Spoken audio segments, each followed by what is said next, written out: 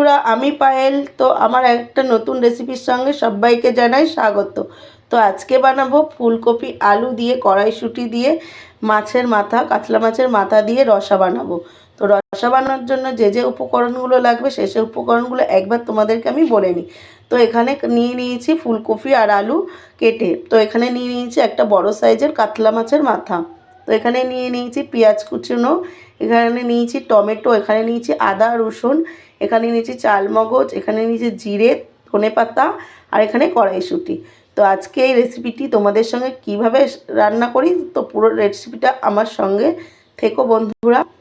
তো চলুন দেখা যাক কী করে রান্নাটা করি।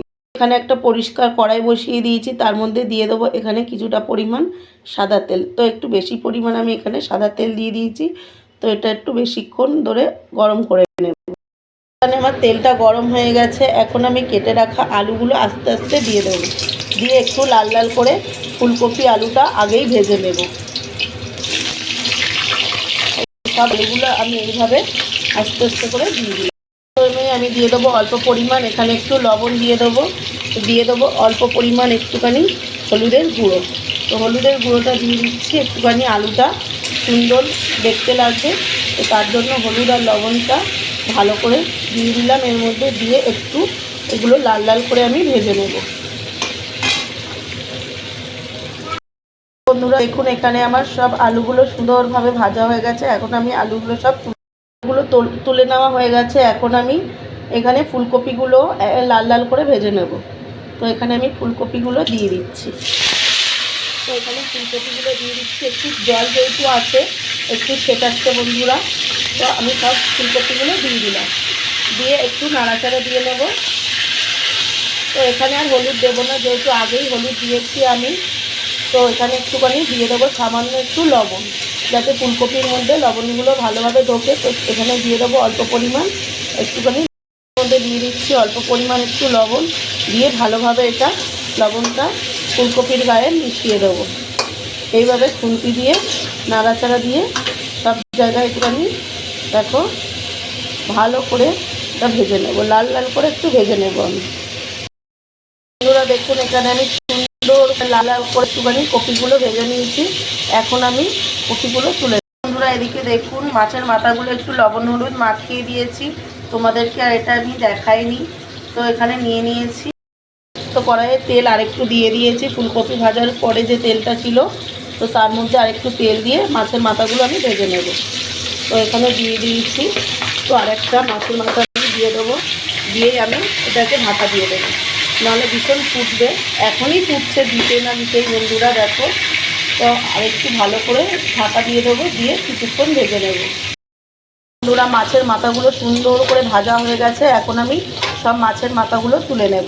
এখানে আমার সব মাছের মাথাগুলো ভাজা হয়ে গেছে, তুলে নিয়েছি। তো একটু তেল রয়েছে, তো তার মধ্যে দিয়ে দেবো জিরেগুলো দিয়ে একটু ভেজে আমি তুলে নেব। বন্ধুরা দেখুন, এই জিরেটা ভেজে তুলে আমি বেটে শিলনোড়ায় বেটে তারপর আমি তরকারি হয়ে আসবে তখন আমি এটা দিয়ে নামিয়ে নেব।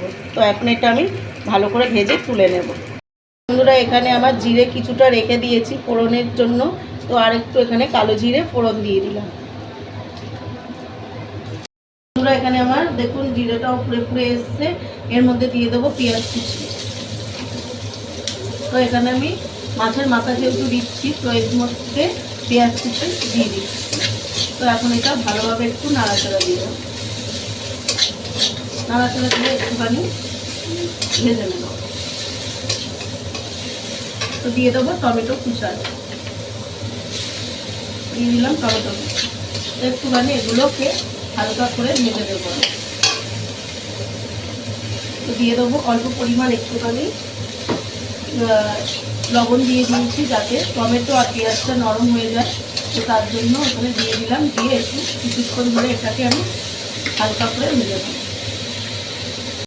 এখানে আমার টমেটো আর এখানে পেঁয়াজটা অনেকটা একদম সিদ্ধ হয়ে গেছে। তো দিয়ে দেবো আমি একটু পরিমাণ এখানে তেল। তো তেলটা আমি দিয়ে দিলাম। তো দিয়ে এর মধ্যে দিয়ে দেবো একটা তেজপাতা মাঝখান থেকে ছিঁড়ে দিয়েছি। তো দিয়ে একটু নাড়াচাড়া দিয়ে নেব। তো দেখুন এইভাবে একটু নাড়াচাড়া দিয়ে নিতে হবে। তো এর মধ্যে দিয়ে দেবো এখন বেটে রাখা রসুনটা।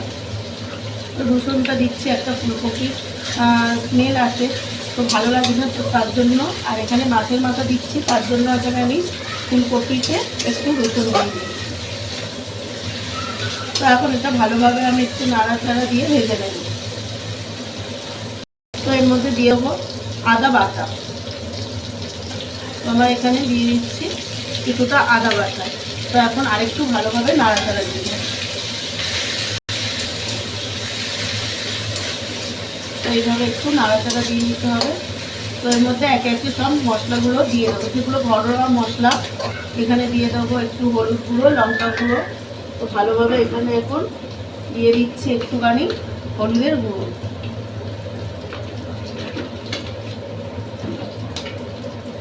দিয়ে দেবো লঙ্কা গুঁড়ো। তো এখানে দিয়ে দিচ্ছি লঙ্কা গুঁড়ো। আপনারা যে যেরকম ঝাল খান তো সেরকম আন্দাজে দেবেন। মশলাটা ভালোভাবে আমি একটু নাড়াচাড়া দিয়ে ভেজে নেব।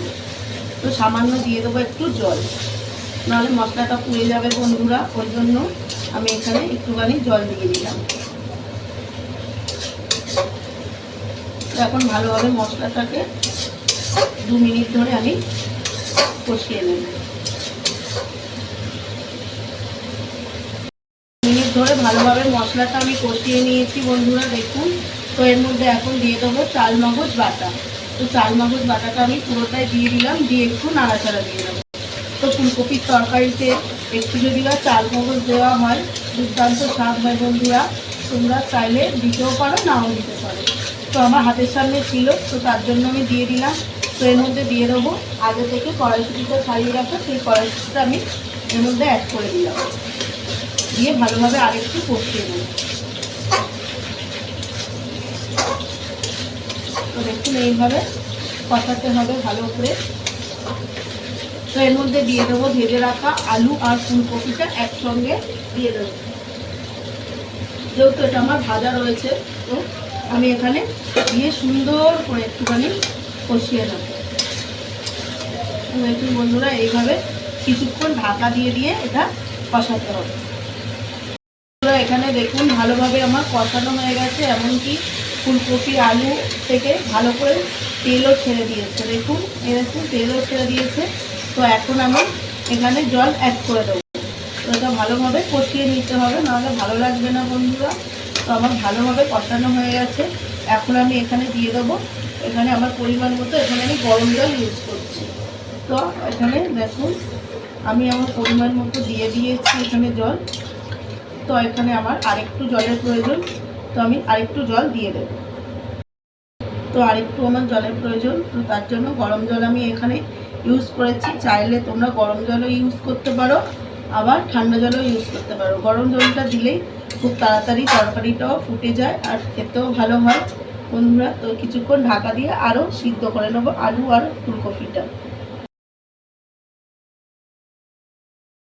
ফুলকপি আলু এগুলো ভালোভাবে সিদ্ধ হয়ে গেছে বন্ধুরা। এর মধ্যে দিয়ে দেবো আগে থেকে মাছের মাথাটা ভেজে রেখেছিলাম। তো মাছের মাথাগুলো একটু ভেঙে ভেঙে নিয়েছি, নাহলে ভালো লাগবে না। তো তার জন্য দিয়ে আরও বেশ কিছু আমি এটাকে ফুটিয়ে নেব বন্ধুরা। আমার মাছের মাথাটা দিয়ে অনেকক্ষণ আমি ফুটিয়ে নিয়েছি, তো প্রায় এটা হয়ে আসছে। তো এর মধ্যে দিয়ে দেবো একে একে ধনেপাতা কুচানোগুলো দিয়ে দিচ্ছি। দেখো তো সব জায়গায় একটুখানি দিয়ে দিই, এক জায়গায় পড়ে গেছে, তো একটুখানি নাড়াচাড়া দিয়ে দেবো।